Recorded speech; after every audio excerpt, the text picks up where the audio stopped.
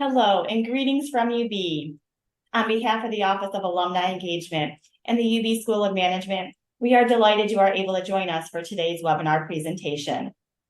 My name is Christy Fields and I serve as the Director of Alumni Lifelong Engagement here at UB, and I am so grateful you are able to join us today.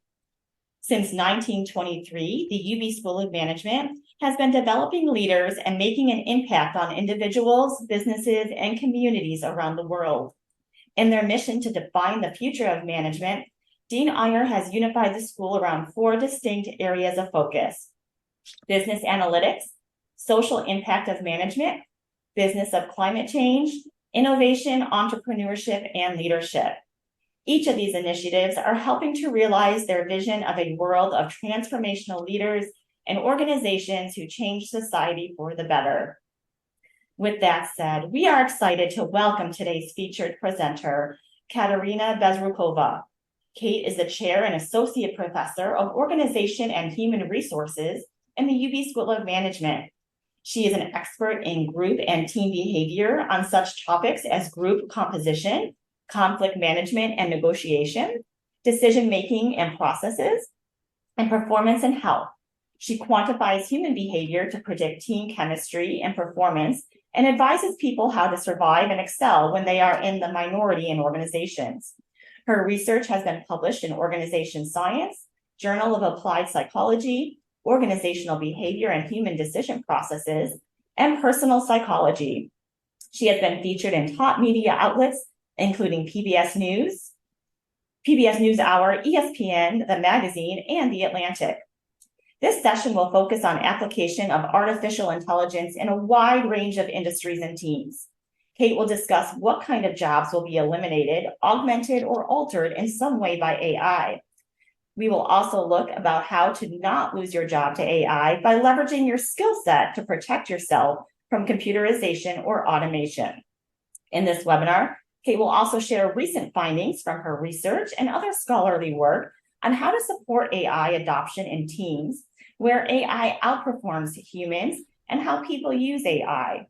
Specific applications will include the issues related to human AI interactions and negotiations, including procurement decisions. We will leave some time during today's webinar for Q&A. If you have any questions during the presentation, please go ahead and submit them through the question section on your screen, and you can chat those to us at any time. In addition, we will be recording today's session and we'll send you a copy within the next 24 hours. And now it is my pleasure to turn it over to our featured presenter, Katerina Bezrukova. Welcome, Katerina. Christy, thank you so much for a wonderful introduction. And it is my pleasure to talk about AI and just give you a little bit of a history, how I ended up doing this type of work. It's really related to some of the earlier research that we've been doing in our team on startups, venture capital, and high-tech companies. I've got lots of projects that sort of touch on different aspects of AI, and if we have some time today, I'll share some of them. But again, as Christy mentioned, I'm going to be mostly talking about the general trends, sort of kind of give you an idea of where we're heading with this. And with that, my very first question to you, before we jump into sort of a little bit more technical details about AI, is what type of AI or robotics does your company employ, and if any? So if you could just quickly put your responses so we can share the chat, that would be wonderful. Sort of kind of put you in the mood for today's talk. Okay, and with that, let me start with my next slide. And again, as a scientist, what we do first is we define what we call conceptual space. So what is AI? And I'm not going to bore you with the sort of technical details, but it's just going to touch on kind of different features of AI. So first, AI is artificial intelligence, right? And it's the science and engineering of making intelligent machines. So I absolutely love this image. So I pull it out of IBM website because it kind of shows how diverse, right, in their functionalities AI is. So it encompasses machine learning and deep learning. So the general class of AI includes robots, intelligent devices, and application of statistical learning theory. So machine learning as part of AI it includes algorithms that improve through experience and potential uses. You probably already tried some of it, Grammarly, right? Grammar checking, trip planning, fraud detection. So, and a smaller class, a more sophisticated class of AI, we call it deep learning, right? It's a systems, right, that use layers of algorithms, right? Potential uses include improving language translation, image recognition, and we've been recently hearing a lot about music creation, colorizing movies, playing Go. So there's lots of different functionalities. So, and I'm going to stop with kind of technical details about AI because what's important today is to talk about how AI affecting the workplace. And couple of thoughts about this. So AI is not particularly something that just happened, sort of suddenly exploded, right? As we sort of witnessed last year and kind of going into this year, everyone talks about it. So there has been a long history of research and long history of integration of automation into workplace. It goes back to 17th, 18th centuries, right? Got automation of machinery, right? The plant and factories. So it kind of started from that industrial revolution that's sort of now developing into this very fascinating AI-related marketplace. So robots, intelligent machines, automation, that's been affecting primarily blue-collar jobs. So what's interesting now, and that's what we're all witnessing, is because AI mimics cognitive functions, it also started affecting white-collar jobs. And I'm going to talk more about this a little bit later, and specifically what type of jobs and how they're going to be affected. Okay, so one thing, if I can move the slides forward. So the way how I would like to talk about today's topic is first, what we knew before 2022, because 2022 is in a way has been a turning point, right? It's not like we sort of just recently realized the sort of from the science perspective, what the AI can do. So we've been tracking those trends starting from early ages and very closely tracking from 2015. So in the science, it wasn't really sort of a major revolution of some sort, right? But interesting to see the public response to AI. And that's what we're tracking starting from 22 when ChatGPT was introduced and now into 2023. So let me kind of give you the baseline of how the knowledge emerged before we kind of end up where we are now. So what we knew before 22. So in 2015, our team has been tracking interesting developments with federal agencies, right? In academics, there's a joke, right? Follow the money. And if you follow the money, you'll see where the most interesting stuff is happening, right? Follow the money and you see the most disruptive scientific work. Follow the money and you see the most interesting research projects. So we've been following the money and we've been seeing National Science Foundation, SF, was putting out calls for proposals, and they were very applied of how can we retrain certain segments of populations that are being forecasted to lose or change jobs, right? And at the time, the consortiums of universities came together and they did lots of research and they put a report, right? And part of this report is on the slide. So one of the sort of key points of this report was what jobs going to be the most, what industry is going to be most affected, right? And it was transportation, so motor vehicle operators. So heavy tractor, trailer truck drivers, light truck, school bus drivers, right? Drivers, also taxi drivers, bus drivers, ambulance. And it was very interesting to see how early on, 8 years ago, we've been sort of tracking those trends, right? And at the time, we started teaching classes and introducing sort of automation, computerization modules in our class. And this is, I just pulled before this talk, I pulled from my earlier classes, this graph where I was talking to our MBA students saying, okay, guys, here it is. So we are in 2016. So this is the forecast of how the job's going to change by 2030. Right. So as you can see, physical manual skills will be in at least demand. So basic cognitive skills. There will be some tiny little demand when it comes to high cognitive skills. Social and emotional skills will be in high demand.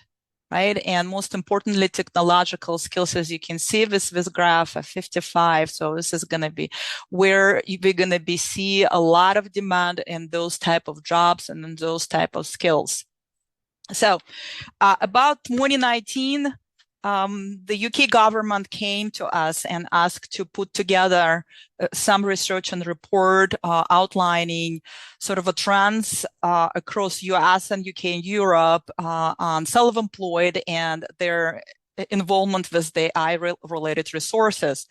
And I pulled this graph from that report that we did back in 2019, right? And again, it's a baseline. So when we get to 2022, things going to be changed, and I'm going to tell you where it's going to change.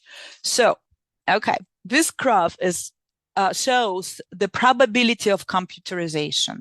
So if you look at the scale, so it's a blue, from blue, this is low probability. So those jobs are not likely going to be affected by computerization or automation, to a very gradually intense brown.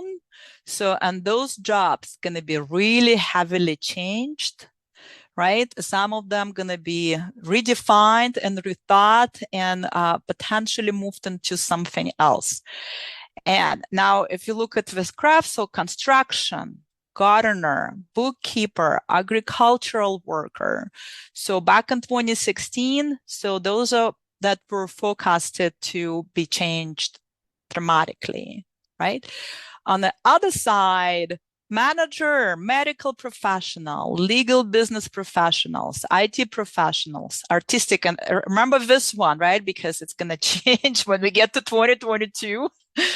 Tutor. So those are the jobs that are going to stay, right? So they're not going to be affected by AI or automation.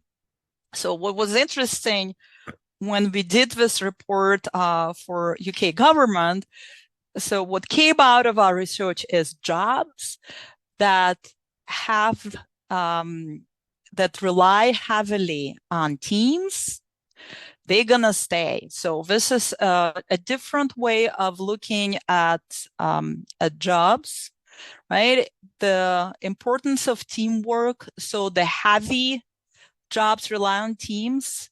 The last chances they're going to get automated or computerized. So as you can see, care workers, right? Medical professionals, it's a teamwork based, right? It's multiple people working together, right? IT professionals, legal business professionals, hospitality workers, managers. So those are the jobs that heavily rely on teams. Right. So it's incredibly difficult to come up with algorithm, right, to computerize this type of jobs. However, sales, agricultural worker, driver, beauty, skill craft, car mechanic. So those are on the other opposite end, right? They really very individually based, right? There's a less of a teams, so higher chances of computerization. So that's what came up back in 2016 through 2019. And that's, this was interesting as I was preparing, sorry about this, I was preparing my slides. I was going through sort of those takeaways that we were sort of teaching students, right? And sort of disseminating this knowledge that we created in classrooms. And that was my earlier takeaways. And it's interesting, they didn't really change that much. So, but least extended. And I'm gonna show this at the end of this talk, what's changed to this.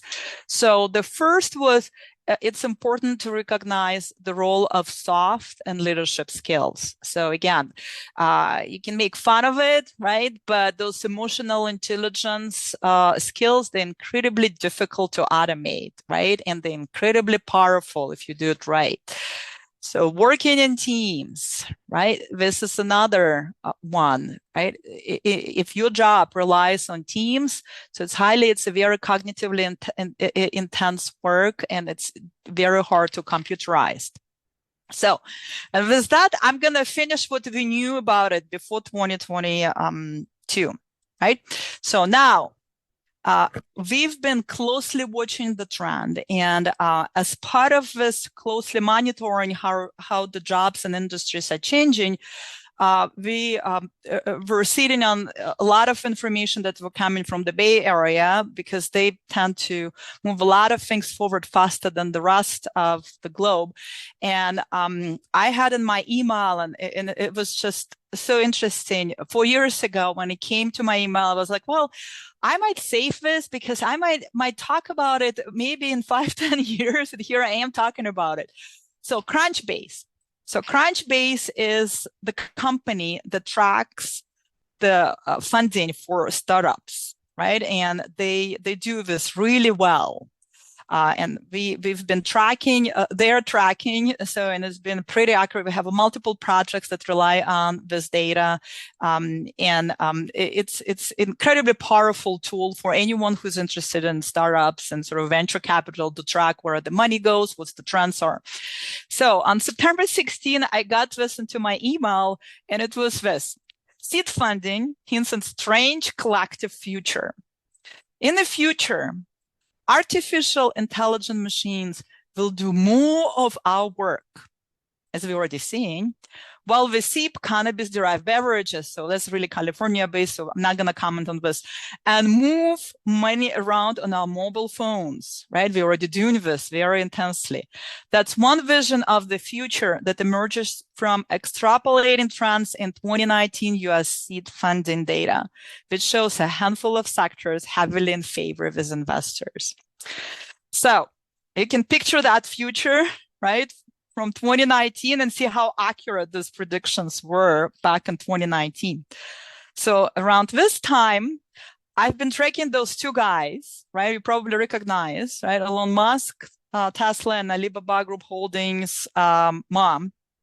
And around that time, they had this conversation in Shanghai at the AI conference. And what was really cool about this is that's where you're going to see the beginning of this very long, very intense discussion about pros and cons of AI. And I'll talk about it a little bit later. So here it is, Musk. People underestimate the capability of AI. They sort of think like it's a smart human, but it's going to be much smarter than the smartest human you will ever know. It's really pessimistic view, right? And lots of misuse and abuse of AI can sort of trace back to this comment. So Ma says, I never in my life say human beings will be controlled by machines. It's impossible. Human beings can never create another thing that is smarter than human beings. So, and it's going on sort of in the same genre. So you can see sort of a developing conflict between the two of these guys. Okay. So, and going back to how things were in 2019, 2018, 2019, in classroom, we've been already introducing all these very powerful examples telling our students that things are changing. So you guys need to be ready. You need to be prepared. And again, I pulled this out of my class lecture notes, where I was telling a few years ago to my students, hey, here's a great examples, right? For those who are watching and tracking pro sport teams, right? This is baseball example, right? When umpires are making mistakes, right? And players are really furious, right? Saying that we need to have some sort of an AI powerful tool, and there's sort of an introduction of AI tools to sort of a monitor electronic strike zone. So Another example that we've been circulating in our classrooms, it's sort of a financial sector, right? Erica, Bank of America, introducing Erica, so virtual assistant, AI powerful tool. And I know those on this call from the finance and banking industry, I'm sure you've had probably a range of different AI-powered technologies already employed. So this is something that's been developing rapidly. So this was my favorite, right? Sort of moving the war into the digital era. This is a great example of the Marines that are changing their composition that has not been changed for centuries. So because they've been so effective, but now they're realizing how it's important, right? To have an IT person, right? Or someone with the AI knowledge on their teams, right? Because life is different. Right, so they are introducing changes into composition of the Marines. The war is becoming digital. So drones, AI powerful weapons. So we've been seeing it recently in the news as well. Okay, changing nature of jobs. Now, updates from 2022 through 2023. And we knew things are going to change quite quickly, right? And this is the two graphs. And I apologize. I like the very strong visuals and numbers because it kind of tells you the trends, right? Kind of gives you the magic into the future, how things going to change. So this is the expected revenue as it's been forecasted back in 2016, right? So as you can see, it's exponentially up, right? By 2025, this is pretty significant.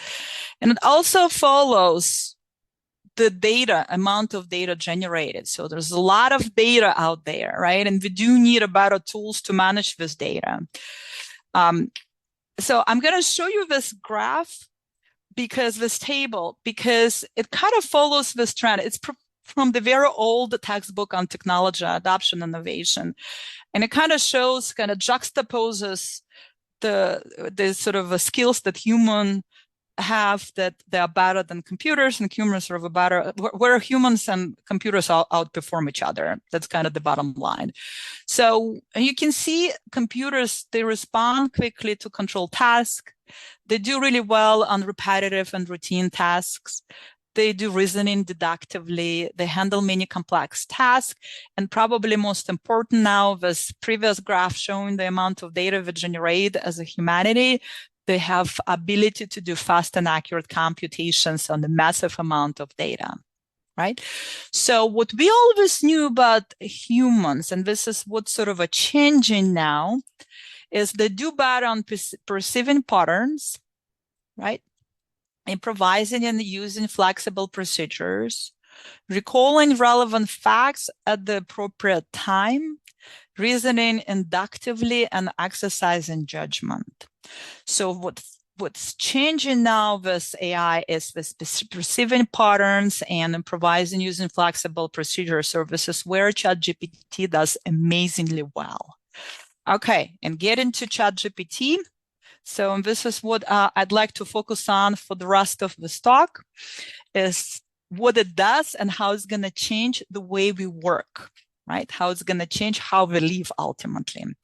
So this morning, as I was preparing for this talk, I went and I asked ChatGPT a question. So that was ChatGPT response to me. So I asked, what are you good at? Tell me, please. So, and that's what ChatGPT told me. So I'm a versatile language, blah, blah, blah. I do really well. I assist with a wide range of different activities. Some of them include the following. So answering questions very well. Generating text, right? We've heard about all these essays and stories and how hard it is to track students' homeworks now. Language translation. Summarizing text, right? They can do beautiful review of the literature now. So we, in academia, have been exploring using some of ChatGPT functions on this. Providing recommendations, including suggesting books, movies, music, other products based on your preferences. Programming assistance. So this is absolutely mind-blowing. So for those who have some sort of a computer science background or done some computer science programming. So you're probably already familiar with ChatGPT being able to write amazing pieces of code. So I just sent one of our kids to programming camp, and the whole camp was about training kids to use ChatGPT on Python, right? And come up with this beautiful code to program the video game. So it really does really well on this. Math and science support, right? Learning, education, creativity, and this is very important. So in academia, to publish anything takes enormous amount of time. So what I can tell you now, because it's very recent, what the data that we're seeing, it's mostly coming from unpublished manuscripts or working papers or conference proceedings. What we're seeing is in some studies, ChatGPT outperforms humans on creativity. So there's been some studies comparing MBA students and ChatGPT in terms of how many ideas they generate, and ChatGPT tends to generate more and sometimes better ideas than humans. Okay, and general knowledge. And of course, ChatGPT gave me this, that, I'm not infallible. There could be mistakes, and I'm only using information up to September, whatever, 2021. And the personal disclaimer, I did not do ChatGPT 4 version. I did 3.5. So I'm sure ChatGPT 4 is probably even more up to date on this. Okay, so lots of things that ChatGPT does really well. This is the graph that I want to show you. One of our colleagues that we've been working, starting from our time in the Bay Area, who's now in Canada, working on sort of collecting resources of what are the typical what are the different software and apps that are available that are AI powered in different industries and different occupation. I'm happy to share this. So it's a nice interactive map. If you click on each of those sort of balloons, it's going to give you the sort of the list and breakdown of what those sort of different software that could be helping with music media or with code generator or collaboration. So for different industries, there's a set of sort of tools, AI-powered tools that are available out there, and it's been sort of updated in real time, and sort of a kind of nice sort of a one source, one stop point to go and explore if your company is interested in sort of adopting some of this. So you can certainly use that. It's free. Okay, now, how does ChatGPT change in jobs, right? And this is just a few weeks ago, so it's a very recent Pew Research Center, right? The source, fairly reliable. So what they did the global survey, and what they found, and this is the question, what type of jobs gonna get the high exposure to AI, right? And what they found is that lots of white-collar jobs.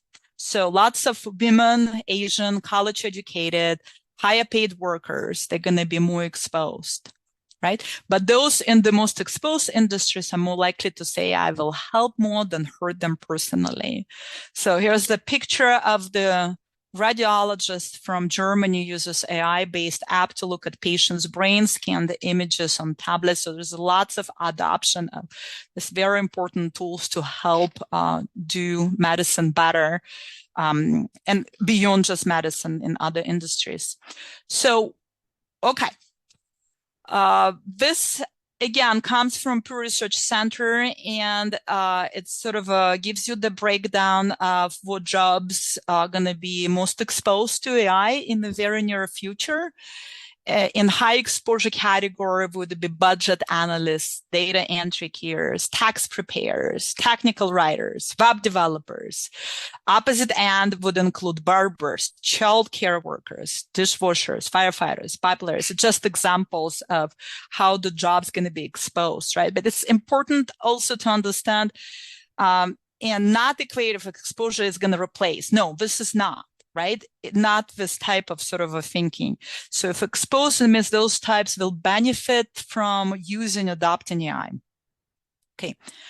What I also would like to touch in this talk is the sort of a topic of misuse of AI. And I can sort of give, it's a big area, and I can certainly give a separate topic just about this. But it's also important to understand that with anything new, right, there should be some safeguards, right, to make sure that new novel could be useful, functional, and doesn't harm. Right. So just a few examples of where AI can go really wrong, right? Deep fakes, right? We've heard about this from politics, fabricating videos of political leaders using this, this sort of a bad interest. Courts, right? For decades, courts used video as evidence. Now with the deepfake AI software, so you can modify video, right, and question the whole essence of what evidence is, right? Can we use video as evidence? Data-driven biases. So lots of examples. I put a couple that's kind of got a lot of attention in the literature, in the media, schools. For example, one of the AI tools that's been adopted in some schools with the purpose to detect early detection of cheating behavior was extremely biased towards kids with special needs, right? And the tool categorized those kids into cheaters because those kids need some tools to operate, to help them to process information. So the AI did not know how to handle this category of kids. So criminal justice system, probably all heard about AI employed tools to predict repeated offenses that is really heavily discriminated based on demographic categories of offenders. So lots of examples of biases and discrimination that we have to be aware that proliferate, that we as a society have, but it becomes even more extreme when we bring tools to this. And misinformation. So kind of not going to spend much time. It's a big, huge topic, how AI can be inaccurate and sort of generate content that it's not accurate, from writing recipes for turkey dinners. That was one, or court cases, right, that were completely fabricated. So there's lots of examples of this. So, but the broader problem, so kind of behind this, is how they handle and use social media, because lots of AI models, they are using the social media data to train algorithms, right? And oftentimes we as organizations are blamed for using social media for hiring and recruiting practices. As I was told, sometimes that becomes a way to sort of turn people down based on whatever early pictures of a fraternity party or some other whatever publicly available data that not even supposed to be publicly available, but are being used for hiring, recruiting. So it's a big mess, and we as a society are really responsible sort of figuring out how to navigate this very messy terrain. Okay, so with that, AI Bill of Rights, White House initiative, just quickly mention that we're not ignorant entirely as a society of these problems. There has been the AI Bill of Rights, where the White House put together expert panel, and with the attempt to outline all these problems and come up with some sort of a guidelines. So a U.S. blueprint for AI Bill of Rights. So I just put very quickly different principles that we're trying to sort of move into the category of set of laws. And again, this is not just U.S. problem. So as you can see, European Union is doing the same thing, Singapore, and I've seen other models from different countries, from UNESCO and other organizations that working really hard trying to come up with meaningful safeguards to protect the humanity when it comes to AI tools doing harm rather than bringing benefits.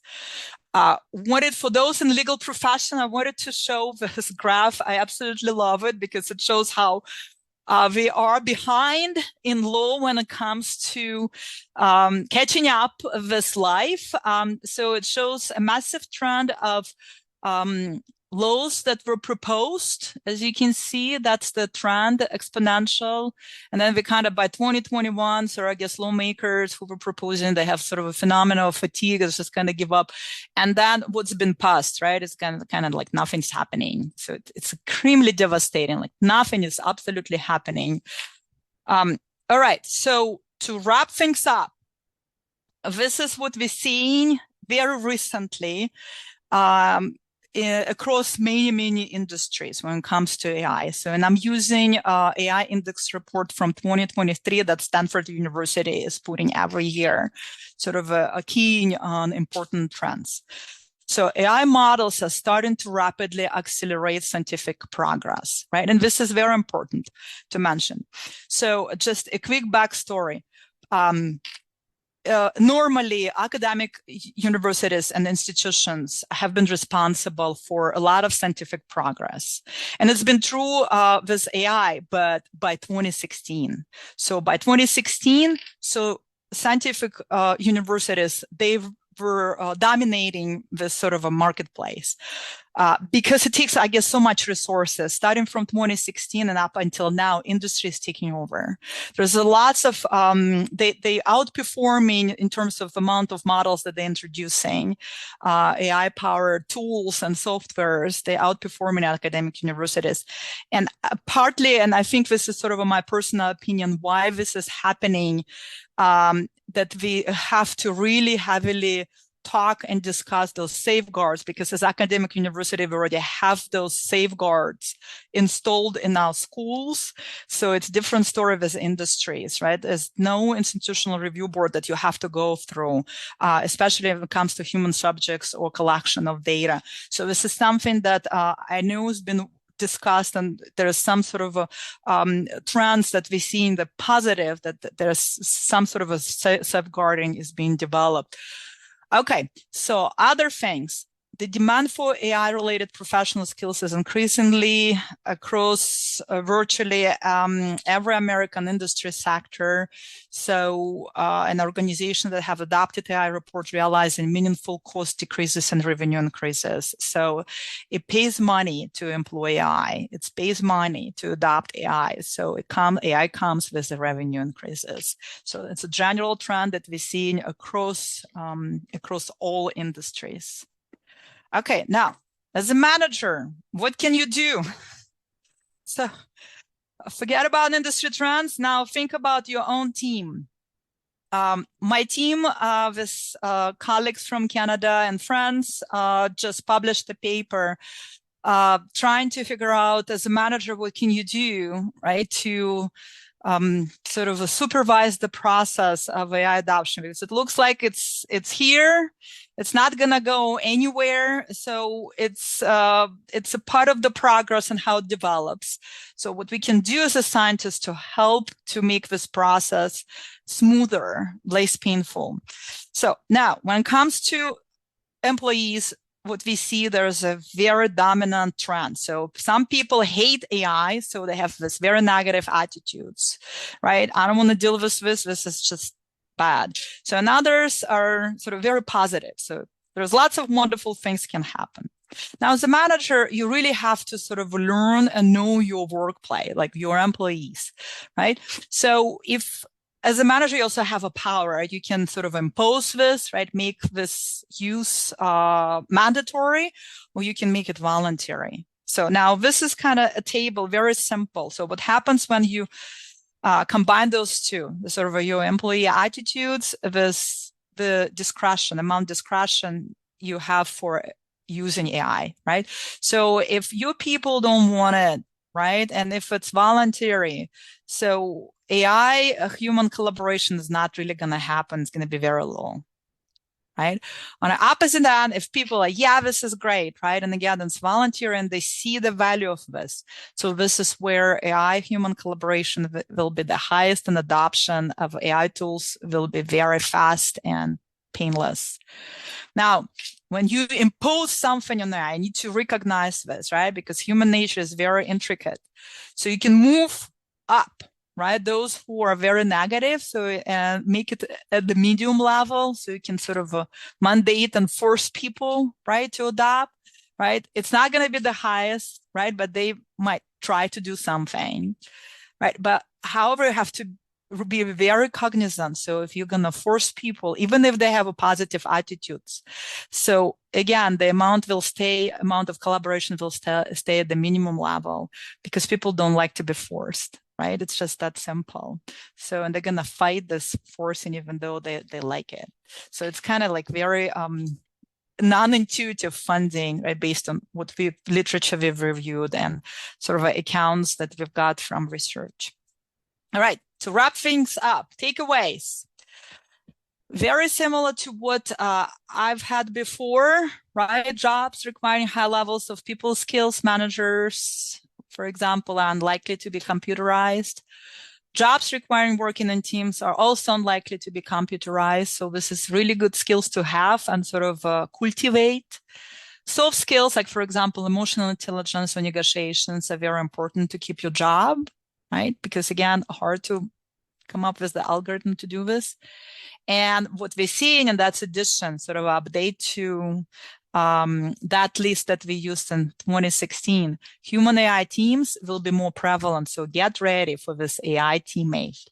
And with that, I am done. And I would like to see if there's any questions. Wow, Katerina, thank you so much for all of this information and for sharing your knowledge and expertise with us today. We are extremely grateful. Just so much information to take in. So I appreciate it so very much. And we have some great questions here. So just to get us started, I'm going to start with this question here. We just talked about organizations and hierarchy. So this question says, in an organization, do you see AI as leading to more democracy or more hierarchical control? Again, I've seen different viewpoints on this. So there's almost two camps of researchers and some sort of a scientific evidence that's been accumulating. One says that AI, because of the nature, how expensive it is, so it might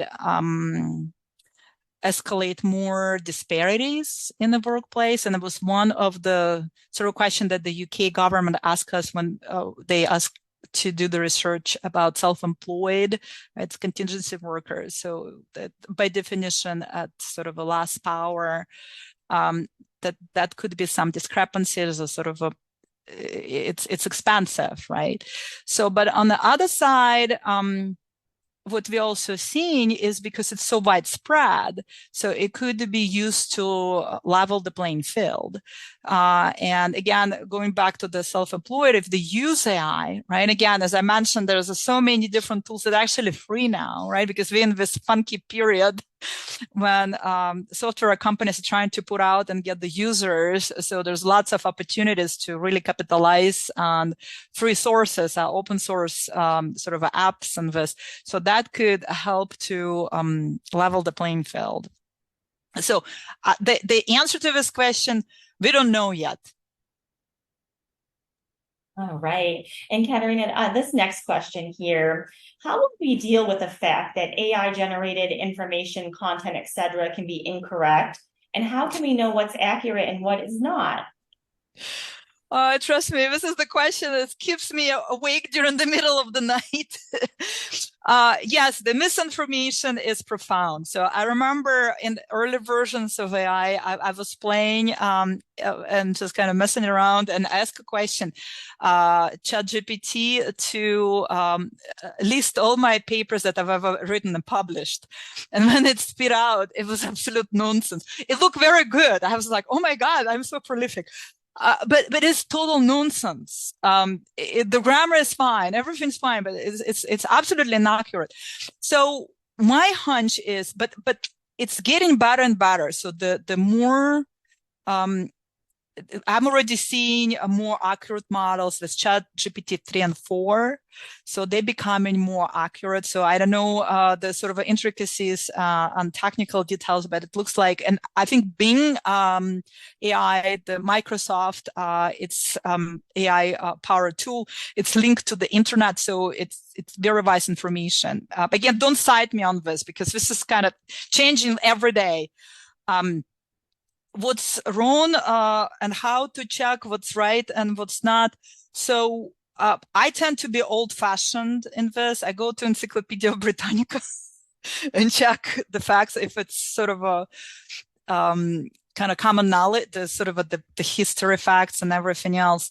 The more recent things, I use what we call baloney detection. When I teach this in my classes, baloney detection instrument. So what that means is, does it make a sense, right? So we call it in my class baloney detection. Right? The baloney means bullshit. Right? So if someone's telling you something, so you ask a question, does it make sense? Right? If it doesn't go through your baloney detection tool, it doesn't make sense, right? So it's kind of using the basic human judgment and instincts that we have developed, just sort of separate out truth from not truth. But again, there's probably other ways to do this. There's a couple of ones that we use. Excellent. Thank you, Katerina. This next question, the issue of agency and the ability of AI to control human behavior is a real issue. Do you see this as a threat? Agency, again, that's an excellent question, because we've been researching this our project that we do in my team, because it's interesting to see how different fields approach this, right? Because, for example, in computer science, they say, well, speaking of the topic of today, so AI is a teammate. So the computer scientists, they say, well, we're not going to ever see AI having that much agency that it would replace people, right? Or it'll be a teammate. Right? They're saying that it's still situational awareness is not there. So they're not really, flexible, adaptable like humans are. But in other fields, for example, in behavioral science, where we see some sort of empirical data, we can see that the agency, that they're very autonomous, right? That they're very self-governing. So they're taking on a lot of very active roles of a sort of a true teammate when it comes to teamwork. So the agency is allowing to be considered as a fully fledged team member in terms of sort of making decisions, providing recommendations, giving suggestions. So this is something, or reviewing the facts, right? The critiquing. So this is some of those fundamental functions that we use when we define teamwork. So again, it comes down to those safeguards and how much we can sort of control and safeguard and protect humanity from sort of taking over. Again, I don't want to speak as a science fiction expert, but sometimes, you kind of get this sort of a feel that how far we can get with this. I'm very optimistic. So I tend to think that if you work together, right, if you sort of provide the safeguards, but work together, there's lots of wonderful things that can happen. Perfect. And Katerina, this next question, what is your opinion on the biases of AI, and who is a good resource on this topic right now? Huge topic, lots of conversations, lots of panels at so many different conferences. We just got back from our main conference, Academy of Management. It was one of the dominant topics of what to do with those biases and with sort of a related discrimination. We in our team, we do have a project that where we're researching gender-specific biases, looking how different types of AI, if they manifest certain features of a female versus male, how humans, approach this, and how much biases they apply to those AI sort of humanoid looking machines with the intelligent capacity. So it is a big topic. And again, it gets to the question, there's so much data out there. As I showed you, exponentially, as a humanity, we generate so much data, and this data is not perfect. So data bias. So when you train those algorithms, those biases that transfer into learning models, and it's important to verify and correct those models and have those safeguards with the AI Bill of Rights, set up those principles. If you are as a company and you're developing AI tool, so you need to follow those fundamental 5 principles, make sure that you reach out to diverse segments of population. So it's not just one opinion, but it's diverse. So you make sure that you protect people, right, by giving them sort of make sure how you handle information, right, pay special attention. So again, kind of go wide and go broad, bring different stakeholders to sort of a comment on this AI tool. So kind of follow what we in humans, the behavioral science, we've been using this for years in our sort of review boards, how you sort of handle any behavioral data. So in our field, we have 3 principles. Now it's been expanded to 5 when it comes to AI, but it's kind of very similar to what we've been using. Great. Katerina, going back to your first couple of slides and those graphs, this question is just, what is the source of those computerization graphs and what data sources did you use? Different data sources. So some of them came from UK report that we did for the UK government. So there are multiple.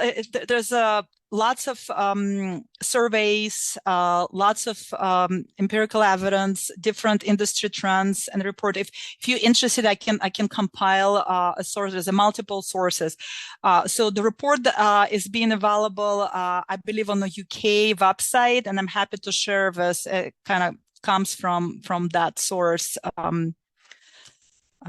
Pew Research Center, Stanford report. Well, we use multiple sources. They heavily relying on technology publications from information systems field and others. Great, thank you.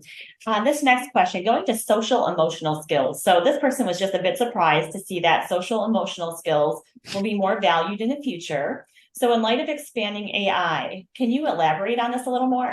Yeah, this is really fun one. So I totally love the sort of emotional part, and I know some of my colleagues they're doing work on emotions and AI, and sort of looking at how AI can be very emotional, right? And there's lots of interesting work is coming from the care industry, right?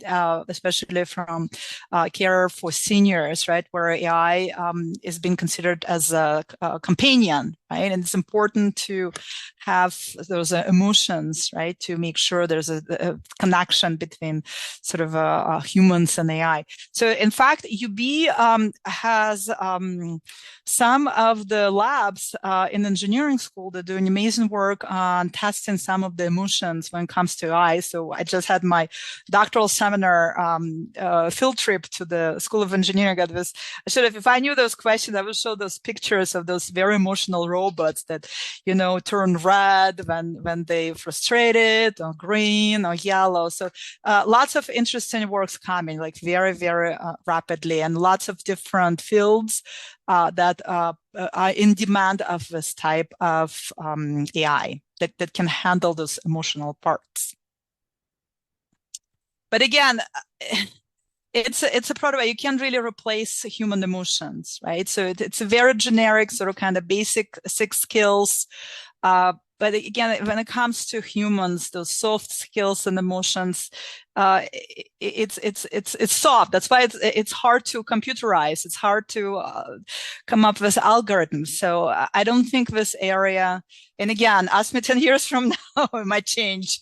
I don't think we are that close to figuring this out. So, but I see lots of sort of ways to use AI to have some use when it comes to emotions. AI is changing constantly, right, Katerina? This next question here. The methodology used by Pew Research is arbitrarily weighting 41 jobs by ONET and classifying them with accordance to high, medium, and low exposure to AI. Do you feel this is a suitable methodology, and should their results still hold valid? Yeah, you guys did your homework. There's any methodology, there's no perfect methodology, right? So you can take experiments, you can critique that they don't have enough external validity. You can take surveys and you can critique that don't have enough of internal validity. So you can weigh things one way or another. This is the best we have. So, and again, it's not perfect. It probably have some flaws, but it's the best we have. And again, as I mentioned, the best data would be published peer-reviewed articles that provide evidence, right? But again, as I mentioned, we don't have that yet. So it's so new and so novel. What we rely on right now is those industry big surveys, right? Percentra, the Stanford University Industry Index, which I would probably trust more, but that's the best we have. All right. This next question, Katerina, are you concerned about original research and thoughts when added to an AI tool? Potential becomes a part of a public-owned information and not yours anymore. Yeah, that's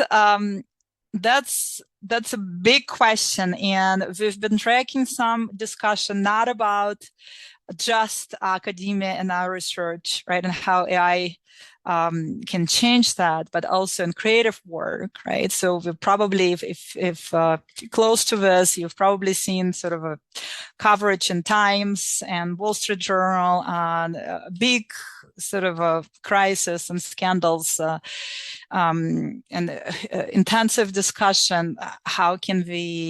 What should we do if AI uses the sort of works, creative art, and is it going to be copyrighted, and how artists can protect the work if it's used to train algorithms? So same problem with academia.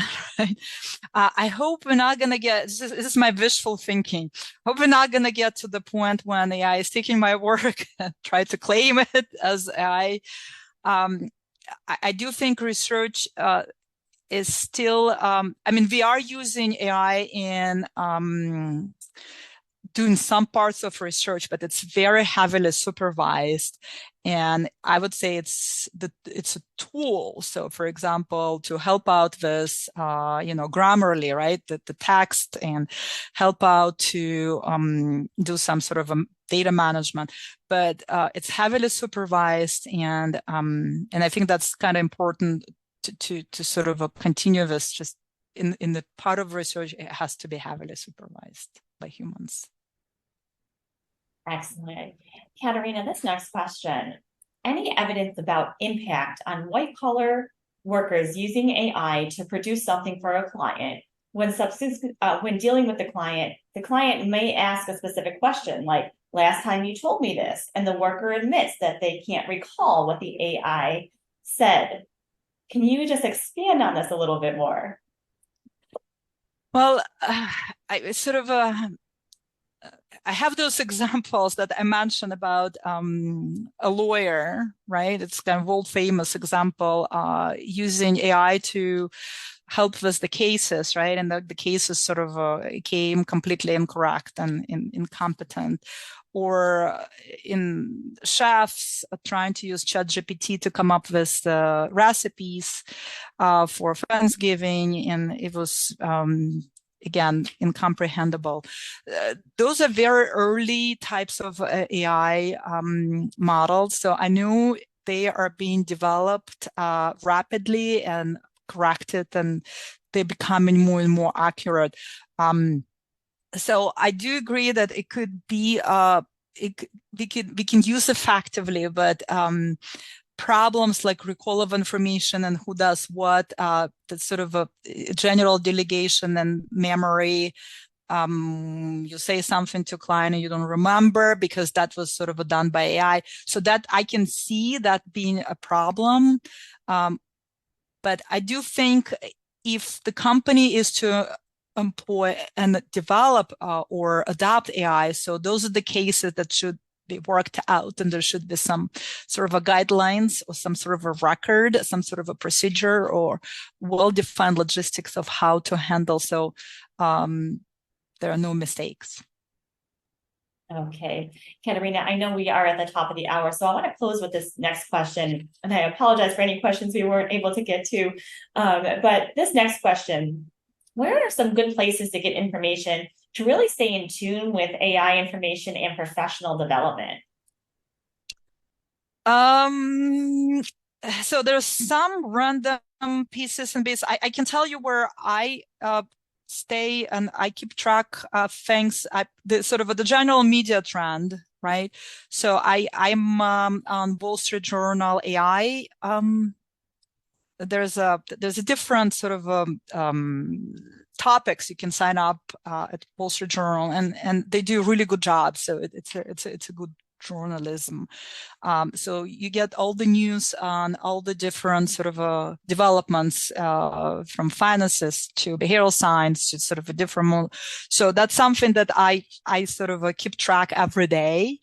Crunchbase, that's another one. That's a Bay Area company that does sort of a survey, and they publish, there's a newsletter, so they highlight and feature different startup companies and change in sort of a VC funding and how sort of that affects industries. So those are the two sort of industry-based sources.